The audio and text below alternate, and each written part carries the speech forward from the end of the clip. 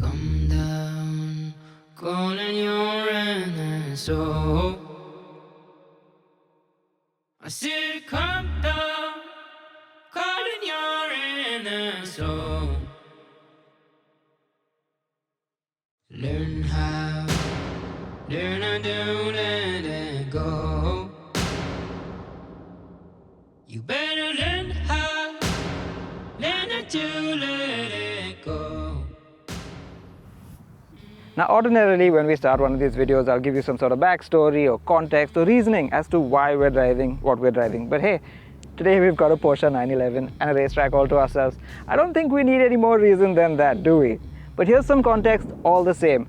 Around this time last year, I was right here at this very racetrack with another Porsche 911, the one I consider to be the absolute pinnacle of Porsche modern engineering, the GT3 RS. And let me just tell you, it was goosebump-inducingly chef kiss. Still have beautiful, sweet dreams about it. Amazing. But as you probably know, the GT3 RS comes at the end of the 911's midlife cycle. So we went from the top of the pecking order, there's been a reset, and we're now at the bottom. This is the 992.2 Porsche 911 Carrera. Not Carrera S, just Carrera. Don't let this wing fool you. And when Porsche gave us this car to drive, they said, please, if you don't mind, don't highlight the fact that it's the base model. Well, I'm sorry, Porsche, but that's precisely the point. You see, I make no bones about the fact that I absolutely love the Porsche 911. And if you love it too, give this video a like, share, subscribe, and join me down in the comments and let's nerd out about 5 dials and flat sixes, shall we? But because I love the 911 so much, I can tell you that whether you have a GT3 RS or a Turbo S or a GTS or even a humble Carrera, you will still be in possession of one of the finest sports cars in the business. So indulge this fanboy. Let's go for a quick few laps and let me tell you why I still think this is one of the best sports cars in the business.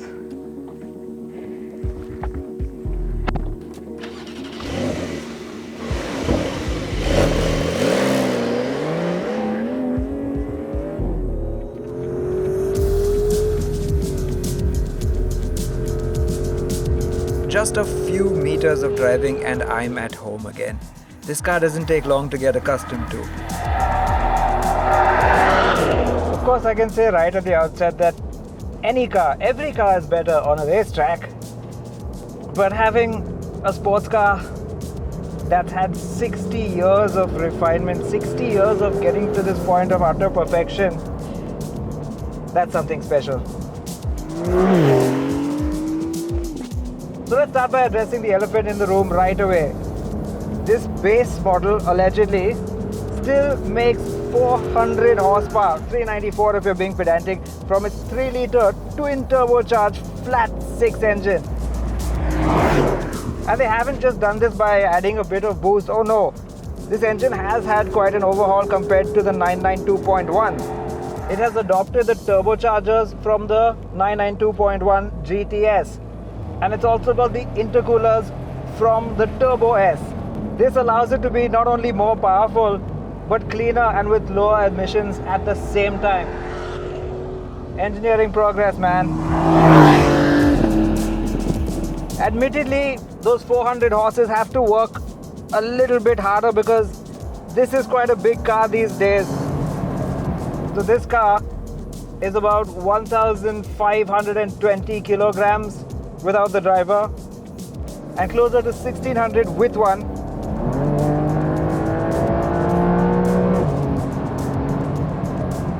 And yeah, with this engine it perhaps doesn't feel quite as effortless out here on the track. That said though, what hasn't changed is the absolute ease of use that comes with the 911. And I think this is perhaps the easiest to live with and get used to going fast with than I've ever experienced before. It's just so docile. Even the turbo lag is just so well managed. A novice could get used to driving this fast in no time. I mean, having a racetrack certainly does help. You know what the best part is? I haven't even put it into sport mode yet. Let's go Sport Plus. Listen to that noise. Does that sound like a base model to you? This car does have the optional sports exhaust, and I'll get to the options in a moment. But that's a proper sound.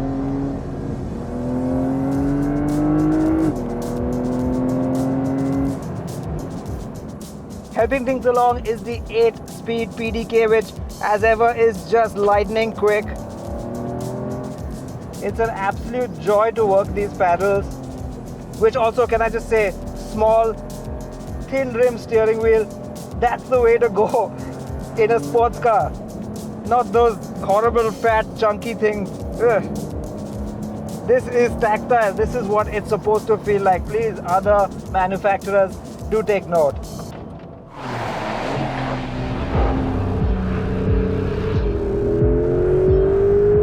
Now you think a car with its engine all the way in the back would feel rear heavy, like a pendulum, and quite difficult to get used to, but again, a typically 911 thing is that for some reason it's even easier to get used to. It frees up the front axle just for the steering, no weight over the front.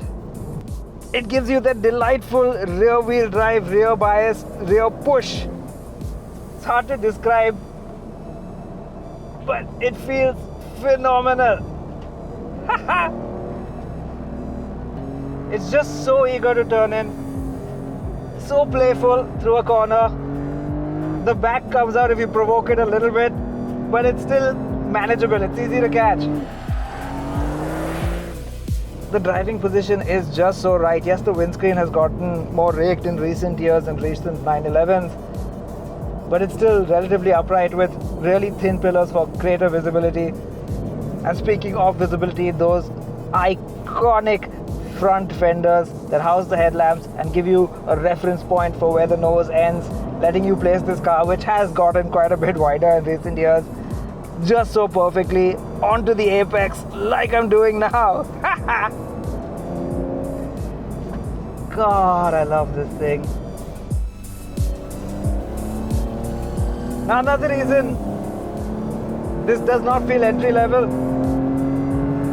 is because of all the options on it. You can spec any of these cars to the high heavens. In fact, this one has been. It's got 67 lakh rupees worth of options on it.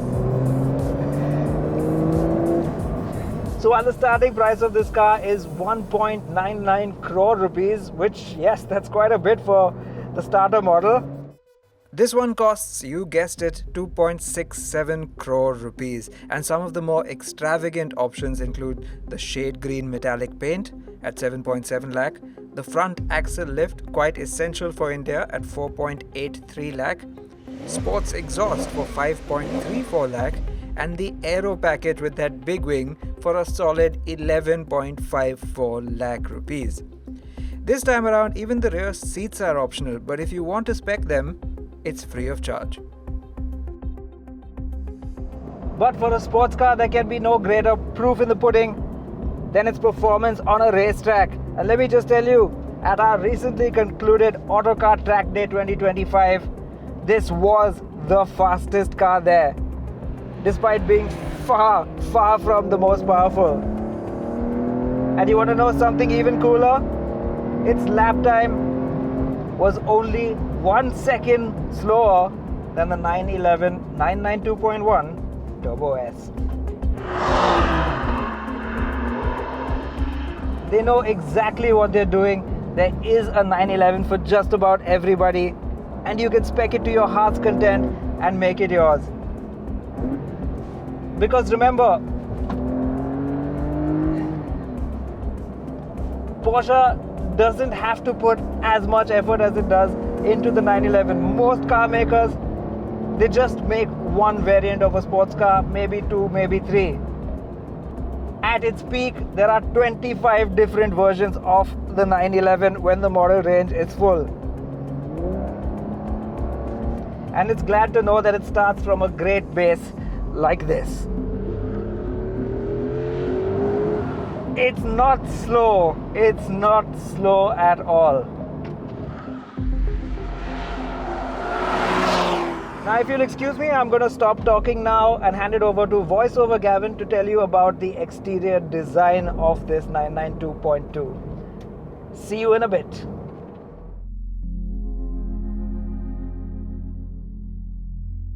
Criticize the 911 all you want for looking the same as it did 60 years ago, but you can't deny that it's also what makes it iconic. The 992.2 is another ultra subtle evolution that only the purists will be able to spot.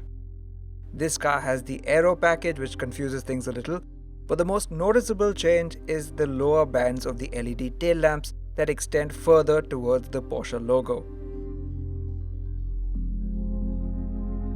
Things are a bit more technical at the front, where the new headlamps, whether you have the standard ones or these optional 6 lakh rupee matrix LED units, incorporate all the lighting elements, DRLs, indicators and fog lamps in those iconic circular units. This is so that the bumpers can be free to handle more cooling and aero functions, which gets important as you go higher up the model range. Speaking of which, unfortunately Porsche is consolidating its model range in India just a little bit for now. I suppose we'll wait and see when newer variants come out in the 992.2 generation. So right now, if you want a Porsche 911, your options are this and the 2.7 crore 911 GTS hybrid. Now that's definitely going to be out of reach for some, but at 2 crore, this one might still be worth it for you, because really it delivers everything you want in a sports car. Can I remind you again about that sound? Goodbye 100 octane. Do I miss the fully analog rev counter? I'm going to say yes, I do. There's nothing quite like having that iconic single dial in the center, even though the ones on the side had gone digital a long time ago. But that said, I get it. I get why they've done it. With the increasing demand for technology, they need to give you more data, they need to show you more information, and they need to unify it across the model range. And I gotta say, these dials, digital dials, are far better than most digital dials you get in the market today. So, again, other manufacturers, please take note. It's just me and a sports car on a racetrack. What a time to be alive.